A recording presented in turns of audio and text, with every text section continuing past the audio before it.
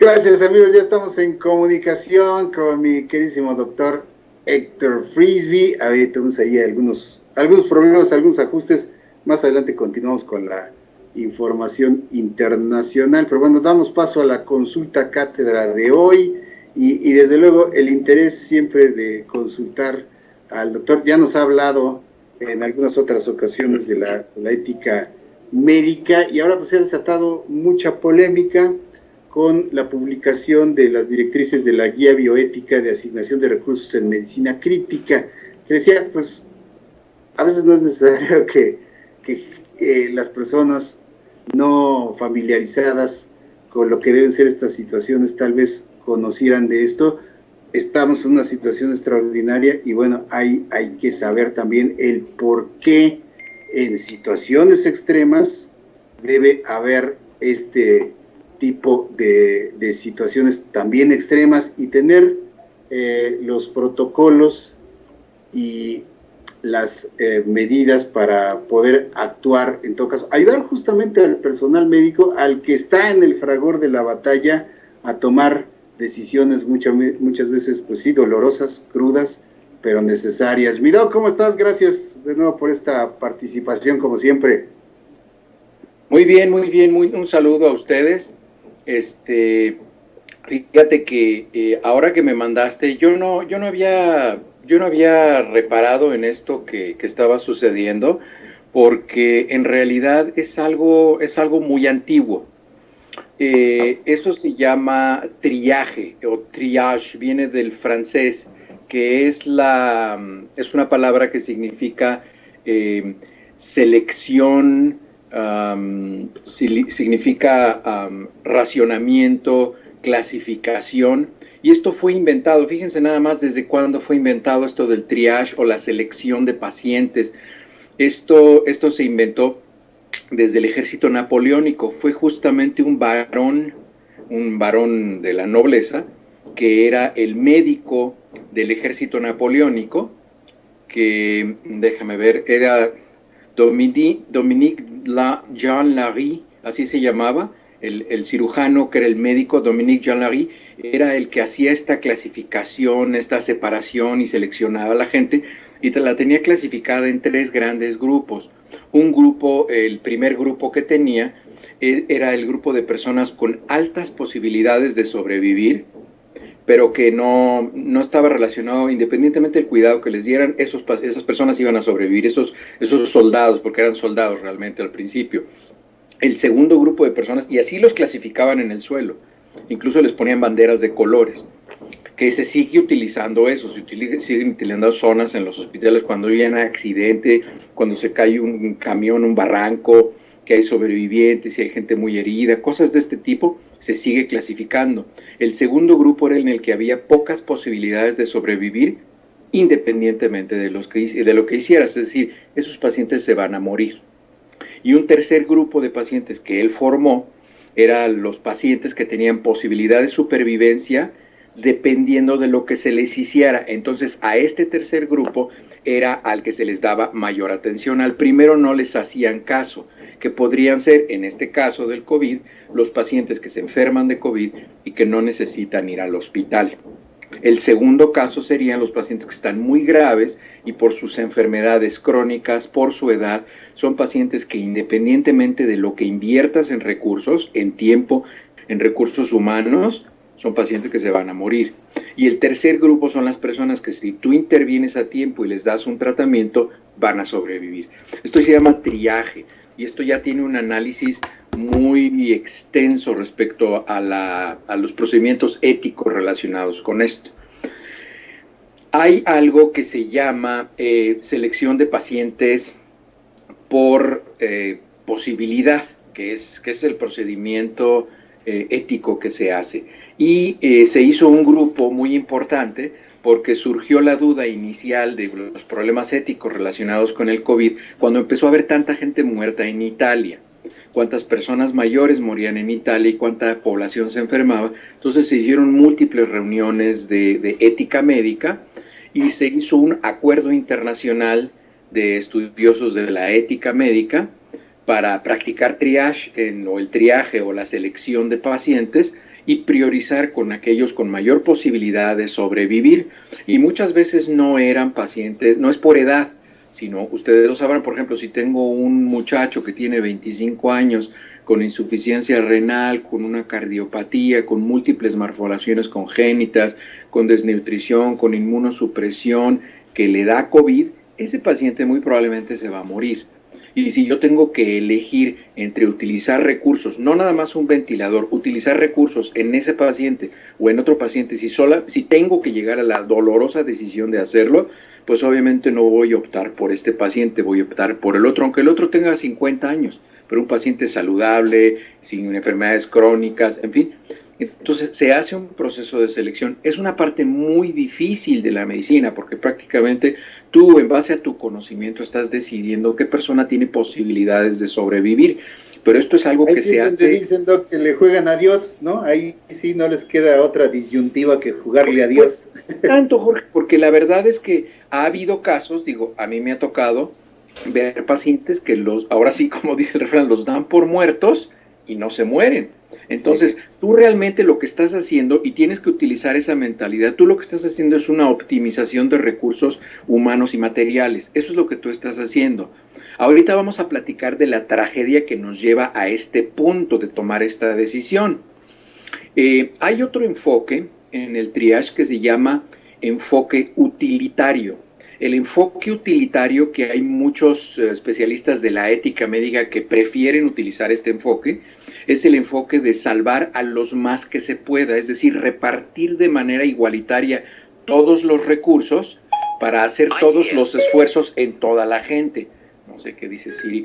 Todos los recursos, en distribuirlos de manera equitativa. Eso es lo que dice este principio de enfoque utilitario del triage o de la selección de pacientes. Este enfoque se ha demostrado que pierde muchas oportunidades de salvar gente rescatable y gasta recursos en gente que no. Pero hay gente que es muy purista respecto a la igualdad de derechos de la gente, y entonces hay gente que utiliza entonces se explica, ¿sabes qué? Este triaje que se va a hacer, se va a utilizar priorizando los pacientes que tienen posibilidades de sobrevivir, o este triaje se va a hacer en pacientes con un enfoque utilitario, y hay otro que es muy cuestionable, este es el más cuestionable de todos, el triaje por jerarquía. El triaje por jerarquía es el que salva en primer lugar al presidente, al vicepresidente, al primer ministro, a una celebridad, a un artista, en fin, es como si hubiera, vamos a decir, en un concierto como este que hubo en Las Vegas, que había un tirador, que la policía, en vez de ponerse a salvar a toda la gente y decirle cómo esconderse para que no le siguieran disparando, se dedicaran solamente a proteger al artista y dijeran, ¿sabes qué? Tenemos que salvar al artista, la gente que se defienda como pueda. Y eso pasa en casos de atentados, de, no sé, en algunas circunstancias. Y esta es la parte del triage más cuestionable que existe. Esto en realidad no se recomienda. El drama de esto, bueno, antes de hablarles por qué es que suceden estas cosas, quiero decirles que es por eso que ahora que estamos viendo que sucede, yo tengo, como siempre se los he dicho, yo tengo una perspectiva de la vida muy positiva. Tenemos que aprovechar esto como una oportunidad para hacer algo que nos sirva a nosotros de manera personal, sean las leyes en México, pero tengo entendido que no es tan complicado. Y deberían sentarse todos ustedes a platicar tres cosas se tienen que platicar.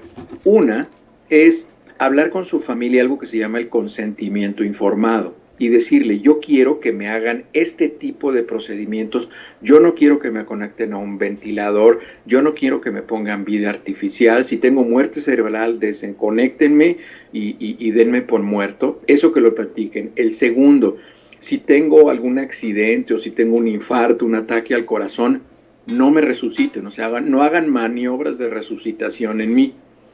Ese es otro documento que tenemos que firmar. Y el tercero, que es un poquito más complejo, no sé qué tanto sea la legislación en México, se llama un poder notarial en salud. El poder notarial en salud significa que nosotros vamos con un notario. Aquí notarizar un documento es algo muy sencillo aquí en Estados Unidos. Yo puedo ir y tomar un curso para notariar documentos, lo puedo hacer en línea. presento una serie de exámenes, reviso unas cuestiones básicas de leyes, presento un examen, lo paso, me cuesta creo que $20, $25 y me mandan mi certificado de notario. Y entonces yo ya puedo revisar documentos y decir que es válido y poner un sello. Lo que pasa es que si yo sello alguna cosa que no debió haber sido sellada, pues yo tengo una responsabilidad legal que incluso pago con cárcel, ¿no? Entonces el ser notario es como un orgullo ciudadano aquí en Estados Unidos, no es una mafia como en México que les dan las notarías a los cuates de los gobernadores, porque eso es una prerrogativa de los gobernadores. Entonces, aquí puedes notariar un documento. Entonces, ustedes hagan un poder notarial en salud. ¿Qué es un poder notarial en salud? Un poder notarial en salud no es otra cosa más que yo designo a una o a dos personas de mi confianza que sean los que van a tomar las decisiones de mi salud cuando yo sea incapaz. Esto es muy importante que lo haga una persona cuando lo diagnostican con enfermedad de Parkinson, por ejemplo, cuando lo diagnostican con enfermedad de Alzheimer, porque va a llegar un momento en el cual su capacidad mental ya no tiene un juicio crítico práctico, entonces ya no puede tomar decisiones. Y si yo le confío a alguien que tome decisiones más que a alguien que me quiere mucho, porque esto es un momento en el cual el amor no sirve mucho, hay que ser mucho más práctico, porque es como el ejemplo clásico de reducción al absurdo que se hace. Por mucho que yo te quiera, si tú tienes una apendicitis, pues yo no te puedo hacer una apendicectomía, yo no soy doctor, ¿no? Entonces, ese es el ejemplo clásico, ¿no? Entonces digo que yo sí sé hacer una apendicectomía, pero la mayoría de la gente no. Entonces, nosotros conocemos quién de nuestras familiares o muchas veces son amistades o conocidos, sabemos que tienen un juicio crítico que nos gusta, con el que nosotros estamos de acuerdo y lo seleccionamos como nuestro designado en el poder notarial. Entonces, esas son tres cosas: el consentimiento informado, el deseo de resucitación, y el deseo de resucitación es muy simple. Si yo tengo un paro cardíaco, no me resuciten, yo no quiero que me resuciten, hasta ahí llegué. Es el segundo, y el tercero es el poder notarial en salud.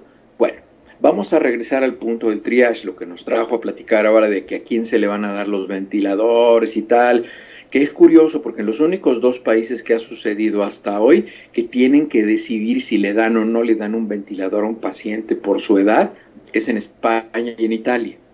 En el resto de los países no ha sucedido, en los cuales se tienen recursos. Digo, si es como desafortunadamente como está sucediendo en Ecuador, que la gente se muere y se queda tirada en la calle, o en Colombia ya empezó a pasar también. Tengo amigos colombianos que ya me han mandado imágenes que la gente se está muriendo en la calle porque no llegan a recibir atención. Pero por ejemplo aquí en Estados Unidos ya les sobran los ventiladores. Yo no veo poco probable que en 2 semanas, que va a estar lo más feo ahí en México, les puedan incluso mandar ventiladores de acá. Entonces, ya vieron ayer unas imágenes que el centro Banamex ahí en México ya está adecuado, así como hicieron un hospital en China de 10,000 camas, que es algo que me llamó mucho la atención y la verdad me llena de una profunda tristeza. Cuando hicieron el hospital en China y que iban a hacer 10,000 camas o 1,000 camas, ya no sé cuánto, uy, toda la gente se sorprendió y dijo, qué maravilla. Bueno, ¿lo hacen en México? Sí, porque seguro ellos saben cuántos se van a morir y nos los dicen. Bueno, qué ganas de cangrejear, de estar jalando para abajo el país, en vez de que digan, qué bueno que tenemos este sitio, que hay muchísimas camas, qué bueno que se estén preparando espacios. O sea, ¿por qué no podemos ver lo de afuera igual de bueno que lo de adentro? O sea, ¿por qué hay esa enfermedad tóxica en México? Leí 2 o 3 comentarios que la verdad es que yo creo que ya tengo como 450 personas bloqueadas en Twitter, porque si en las dos primeras líneas veo que tienen una línea de violencia y agresión, hasta ahí llego. A mí no me gusta la violencia y no me gusta la agresión. Entonces, lo que va a llevar a esta circunstancia es si México no estuviera preparado. Y no sé cuánto tiempo tengo, Jorge, diciéndole, México se está preparando, México se ha preparado, México tiene recursos, a México no le va a pasar eso.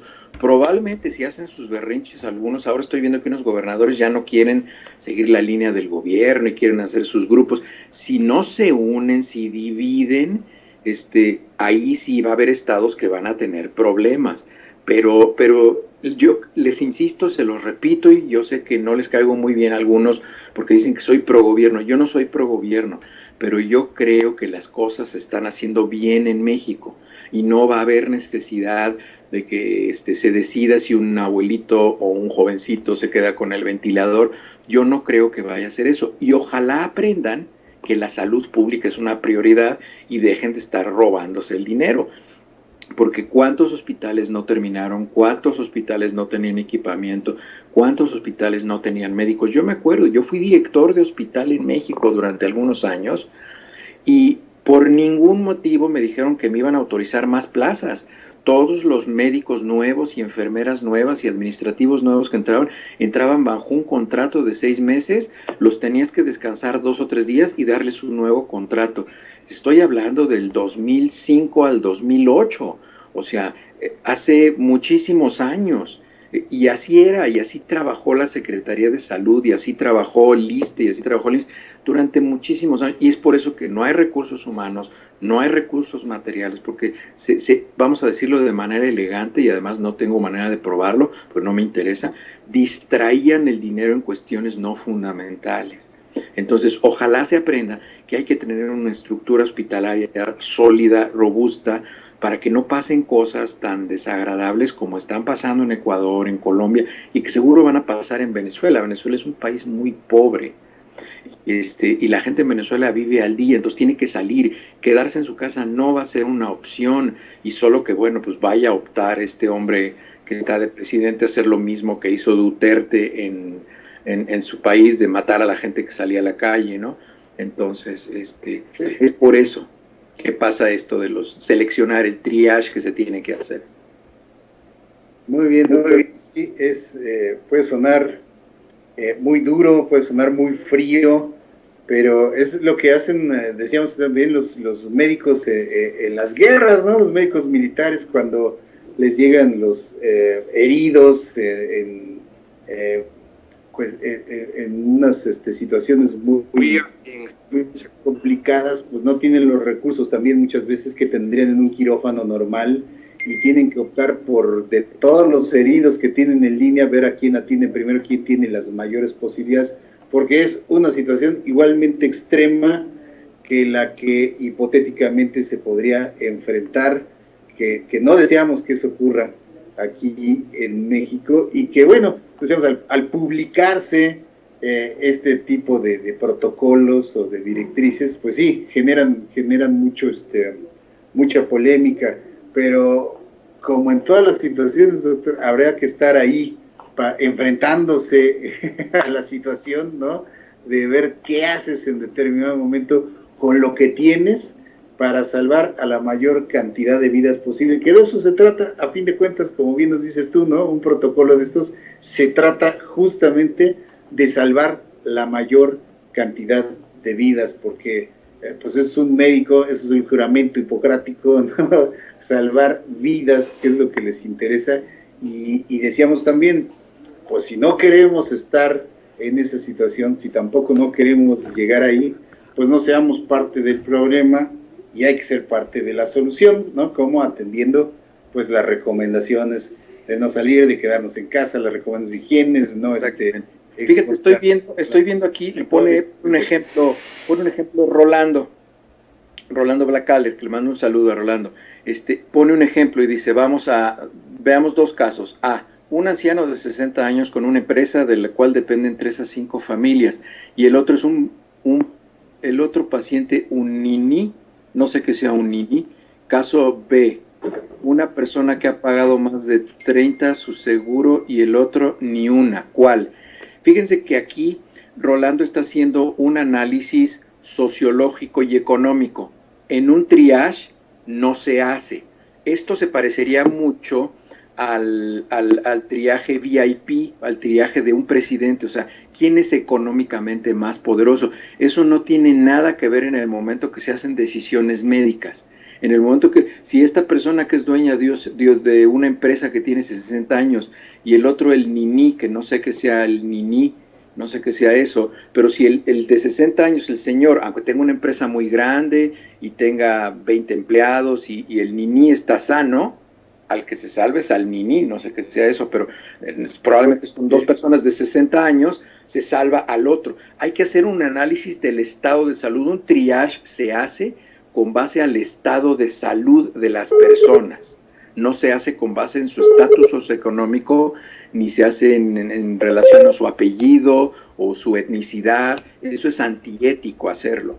El enfoque utilitario lo que haría es que diría, bueno, al señor de 60 años dueño de la empresa y al nini, que probablemente es un empleado, no sé, a los dos se les va a dar lo mismo. Ese es el enfoque utilitario, pero eso desperdiciaría recursos. Vamos a decir que el señor de 60 años, que se vio muy mal. Aquí Rolando pone un anciano de 60 años. ¿Qué pasó, Rolando? Un chamaco de 60 años. Un paciente de 60 años. Y el otro depende del estado de salud. O la persona que ha pagado más de 30 años su seguro y el otro nunca ha pagado. Eso nos está poniendo en una posición de, ahí sí estaríamos decidiendo como un juez. No, la obligación médica, yo estoy en el servicio de urgencias, yo lo que tengo que ver es cuál es el estado de salud de un paciente, los antecedentes médicos de un paciente y salvar al que tenga mayor posibilidad en caso de que se presente esa circunstancia, que afortunadamente se presenta, les digo, en casos de accidentes de camiones o accidentes de trenes, o por ejemplo ahora que hubo un accidente del metro, o en caso de un temblor, en fin, se tienen que tomar este tipo de decisiones, pero nada tiene que ver, desde la perspectiva médica al menos, en un triage, en un mecanismo de triage, en un mecanismo de separación, clasificación y selección de pacientes, no tenemos nosotros ningún interés y ninguna validez en hacer un análisis económico de los pacientes. Nosotros hacemos simplemente un análisis del estado de salud del paciente y con base en eso es que se toman las decisiones. Esa es la posición de ética médica, ¿no? Exacto, porque ahí te convertirías entonces como doctor en un juez a criterio propio de decir, yo considero que vale más la vida de esta persona que de esta, y eso no le toca a un médico, ¿no? Se hace la consideración dejando de lado las cuestiones económicas, de raza, de credo, de preferencia sexual, de género. Todas esas consideraciones quedan de lado, y lo que se toma mayoritariamente en cuenta, doctor, entiendo, es la expectativa de vida, porque hoy puedes decir, a lo mejor ese niñí o ese joven de 30 años que hasta la fecha ha sido un bueno para nada, tú no sabes que si a lo largo de la vida va a... ya me puso aquí. Ya me puso aquí. Perdón, Jorge, perdón que te interrumpa. Ya me puso aquí Rolando, un ni trabaja ni estudia. Sí, fíjate, Rolando, que es muy útil haber sido tonto en la vida y haber cometido errores. Yo en mi juventud, cuando terminé la preparatoria, tenía una depresión muy severa por cuestiones que no es pertinente platicar aquí. Pero yo tenía una depresión muy severa y yo dejé de estudiar 2 años y fui un vago. Yo era bueno para cantar y me dedicaba a cantar en un café cantante, y yo era bueno para el deporte y me daba clases de natación como voluntario en la YMCA en México.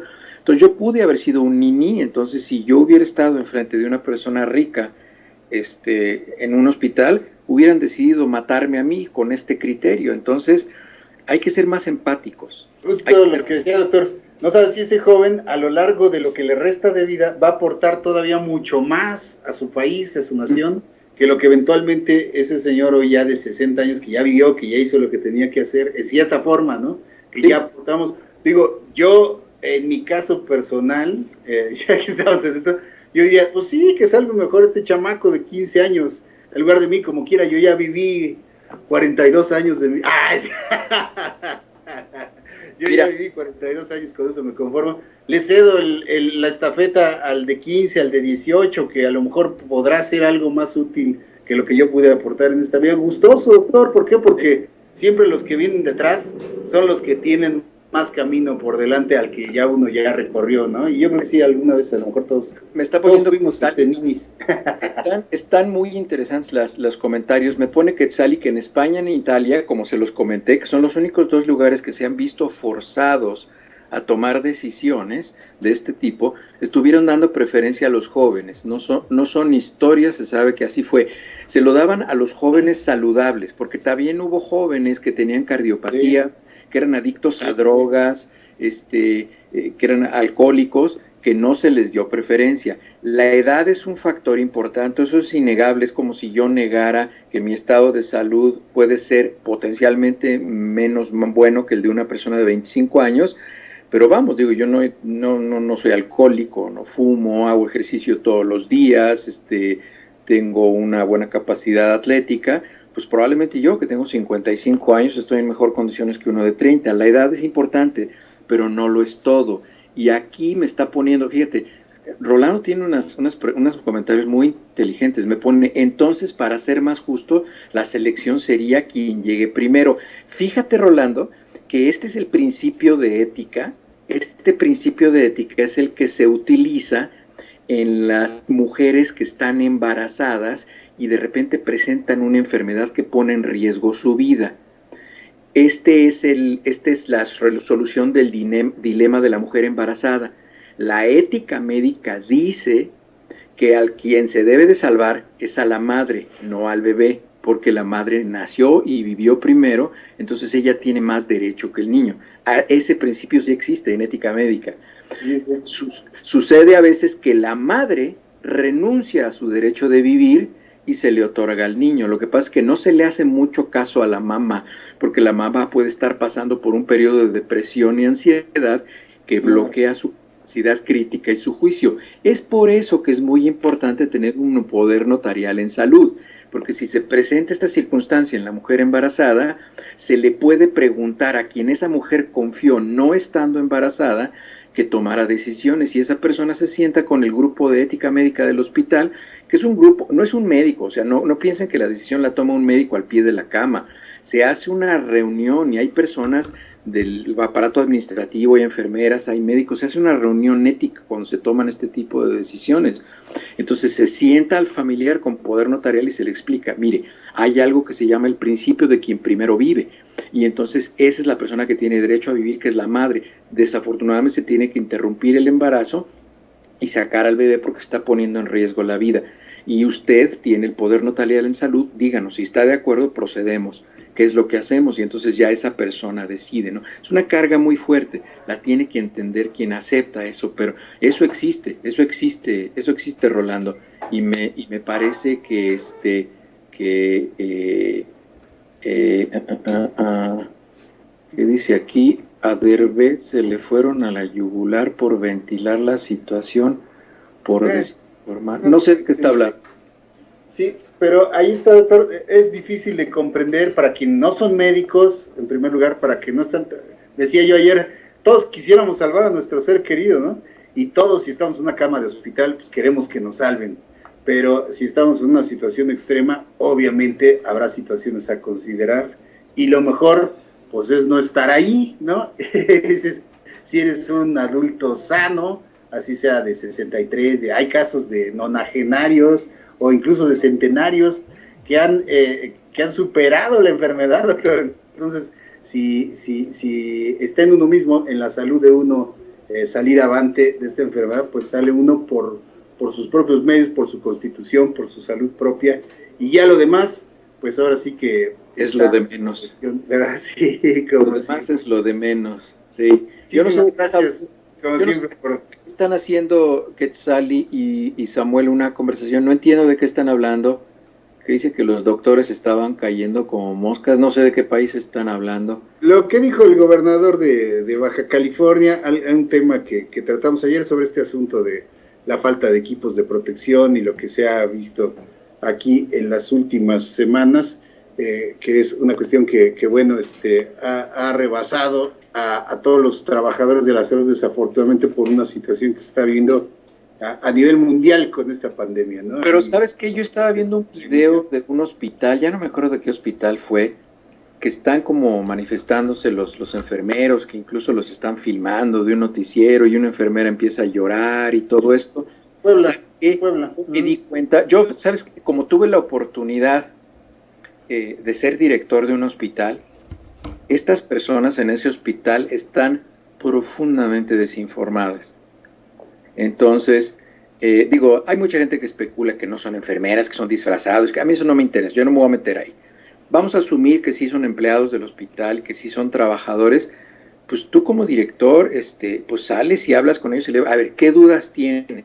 Es más, a mí me tocó, está mal que se los comente, pero a mí me tocó, a veces hacían falta cosas en el hospital y yo las compraba y yo se las daba a la gente.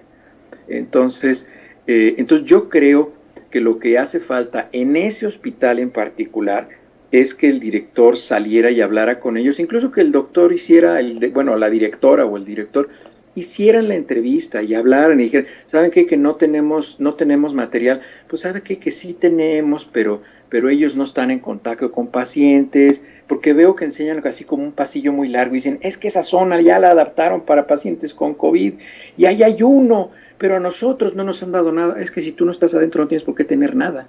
O sea, si tú no estás en contacto con pacientes, y esto es muy importante que lo sepa la gente, ahorita no es importante que lo tenga. En la etapa 3, cuando ya va a haber una manera prácticamente inútil de rastrear los casos, ahí sí va a ser necesario utilizar equipo de protección. Ahorita todavía podemos identificar qué pacientes tienen síntomas, pero ya después va a ser muy difícil y entonces toda la gente que esté en un hospital va a tener que utilizar el equipo de protección personal. Pero por eso es que ahorita se está recolectando el equipo y se les va a proporcionar cuando sea necesario. Ahorita no es necesario que lo use más que las personas que están en contacto con pacientes sospechosos y pacientes confirmados, nada más. El resto de los empleados del hospital no tienen por qué utilizarlos. Y la gente de intendencia, la gente que limpia, esa gente sí tiene, pero ellos no utilizan N95 ni nada, ellos utilizan guantes de limpieza y pues llegan con una cubeta con cloro y la echan y con eso se acabaron los virus. Ellos no tienen contacto con secreciones. Acuérdense que lo más peligroso son las secreciones orales con velocidad, es decir, cuando una persona estornuda o tose, es como tener una bala en la mano. Cuando lo entuban, doctor, ¿no?